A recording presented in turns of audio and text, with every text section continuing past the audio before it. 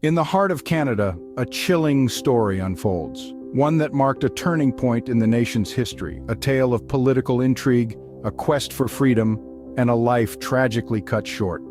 This is the story of Piere Laporte, a man whose life and death forever changed Canada. Piere Laporte, a prominent political figure, served as Vice Premier and Minister of Labour of Quebec.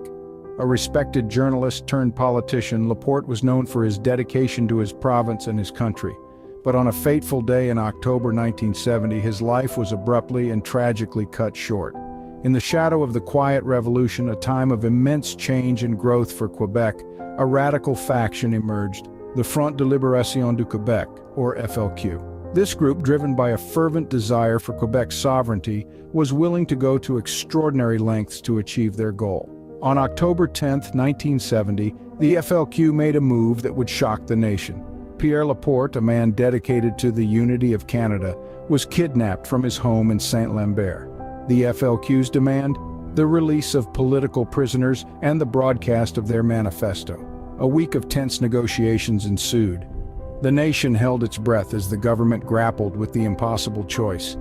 To concede to the FLQ's demands would be to give in to terrorism. But to refuse could mean the loss of a man's life. On October 17th, the unthinkable happened. Piere Laporte's life was brutally taken. His body was found in the trunk of a car, discarded in a location near Saint-Hubert Airport. A wave of shock and grief washed over the nation.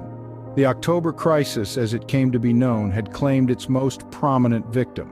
The repercussions of Laporte's death were immediate and far-reaching. In response, Prime Minister Pierre Trudeau invoked the War Measures Act, suspending civil liberties and authorizing widespread arrests and detentions. It was a controversial move, one that still sparks debate to this day. Laporte's death marked a turning point in Canada's approach to terrorism. It highlighted the lengths to which some were willing to go in the name of sovereignty. It also underscored the importance of unity and the perils of division. In the aftermath of Laporte's murder, questions lingered. Could his death have been prevented?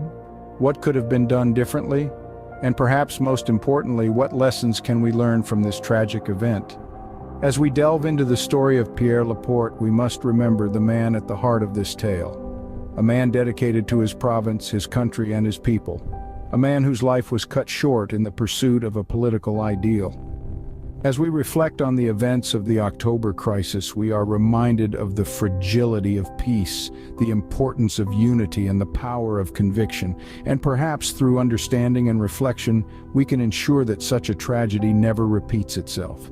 The story of Piere Laporte is more than a tale of political intrigue and radicalism. It is a story of a nation grappling with its identity, a story of sacrifice, and a story of a man whose legacy continues to shape Canada to this day.